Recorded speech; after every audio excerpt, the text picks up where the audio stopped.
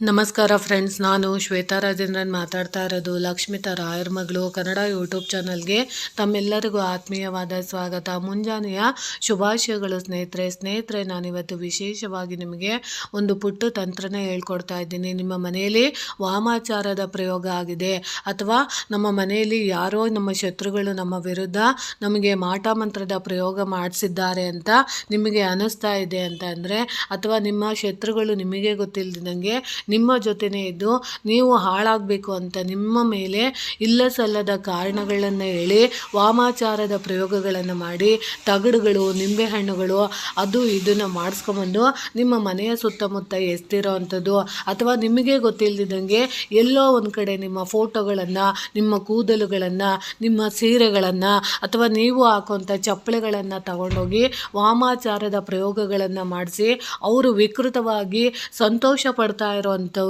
ಅವರು ಸಂತೋಷವಾಗಿ ಪಡ್ಕೊಂಡು ನಿಮ್ಮ ಮನೆ ಹಾಳಾಗೋದನ್ನು ನೋಡಿ ಖುಷಿ ಪಡ್ತಾ ಇರೋವಂಥ ಜನರ ಮಧ್ಯೆ ನೀವು ಇದ್ದೀರಿ ಅಂತ ನಿಮಗೆ ಅನ್ನಿಸ್ತಾ ಇದೆ ಅಂತಂದರೆ, ನಿಮಗೆ ಇಂಥ ನೋವುಗಳು ಕಾಡ್ತಾ ಇದೆ, ಇಂಥ ಸಮಸ್ಯೆಗಳು ನಮಗೆ ಕಾಡ್ತಾ ಇದೆ, ನಮ್ಮ ಮನೇಲಿ ಖಂಡಿತವಾಗ್ಲೂ ಯಾವುದೋ ಒಂದು ನೆಗೆಟಿವಿಟಿ ಅನ್ನೋದು ಇದೆ ಅಂತ ನಿಮಗೆ ಕಂಡುಹಿಡಿಬೇಕು ಅನ್ನೋ ಉದ್ದೇಶ ನಿಮಗೆ ಇದ್ದರೆ, ನೀವು ಏನು ಮಾಡಬೇಕು ಅಂದರೆ, ನೋಡಿ ಸ್ನೇಹಿತರೆ, ನಾಳೆ ಬಂದು ಶುಕ್ರವಾರ ಆಗಿರುತ್ತೆ.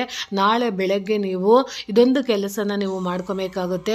ಒಂದು 8 ನಿಂಬೆಹಣ್ಣನ್ನು, ತುಂಬ ಚೆನ್ನಾಗಿ ಇರೋ ಅಂಥದ್ದನ್ನು ನಿಂಬೆಹಣ್ಣುಗಳನ್ನು ಒಂದು 8ನ ನೀವು ತಗೊಂಡೋಗಿ ಯಾವುದಾದರೂ ಹೆಣ್ಣು ದೇವಸ್ಥಾನ ಅಂದರೆ ದುರ್ಗೆ ಇರ್ಬೋದು, ಕಾಳಿ ಇರ್ಬೋದು, ಅಂಥ ದೇವಸ್ಥಾನಗಳು ಅಂದರೆ ಲಕ್ಷ್ಮೀ ಸಾನ್ನಿಧ್ಯ ಇರೋಂಥದ್ದಲ್ಲ, ದುರ್ಗಾ ದೇವಸ್ಥಾನಗಳು, ವಾಮಾಚಾರದ ಪ್ರಯೋಗಗಳನ್ನು ತಡೆಯುವಂಥ ಶಕ್ತಿ ಬಂದು ಶಕ್ತಿ ದೇವತೆಗಳಾಗಿರುತ್ತೆ.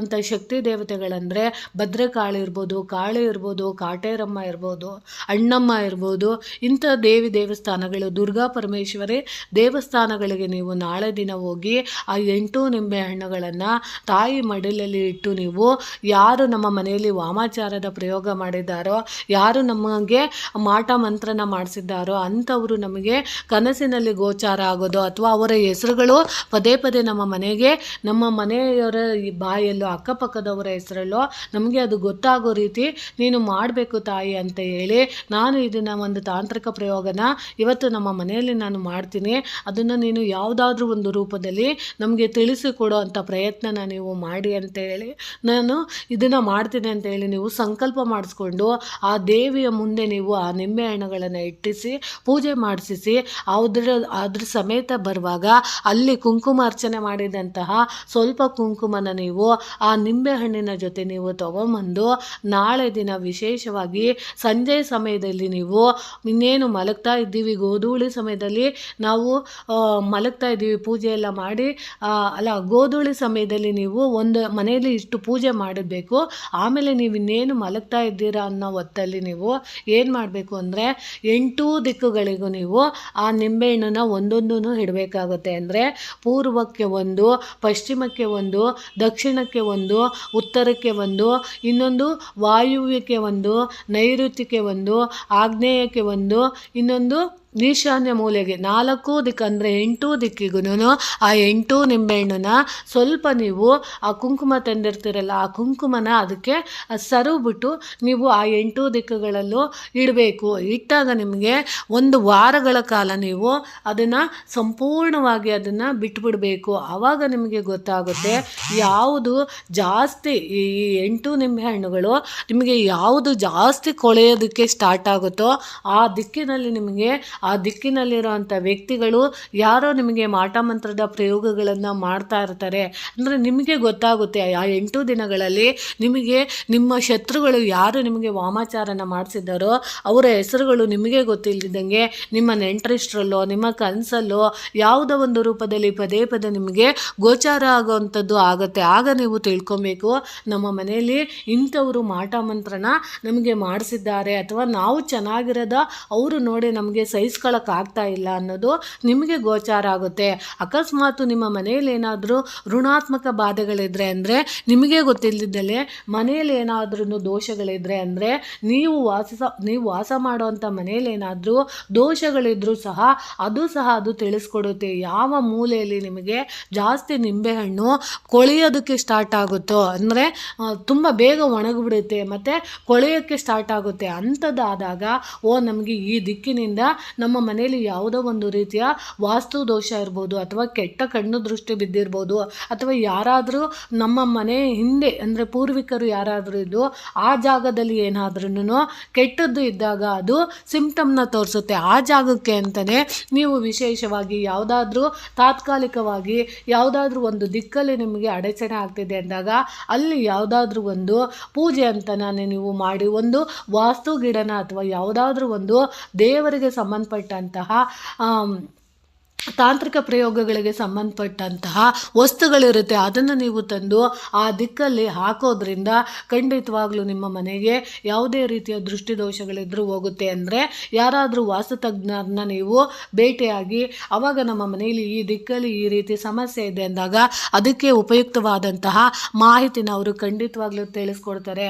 ಮೊದಲಿಗೆ ನೀವು ನಾನು ಹೇಳ್ದಂತಹ ಈ ತಾಂತ್ರಿಕ ಪ್ರಯೋಗನ ನೀವು ಮಾಡಿ ಕನ್ಫರ್ಮ್ ಮಾಡ್ಕೊಳ್ಳಿ.